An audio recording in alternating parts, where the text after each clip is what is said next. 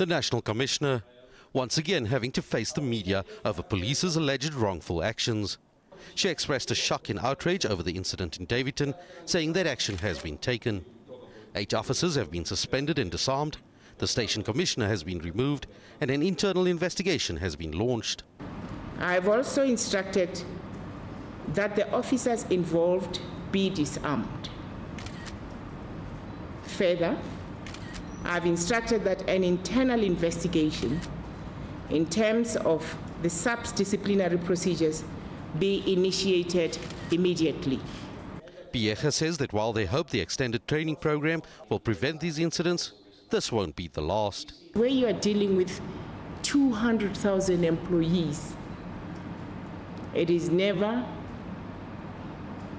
an easy environment to think that you would have homogeneity. There will always be incidences such as this.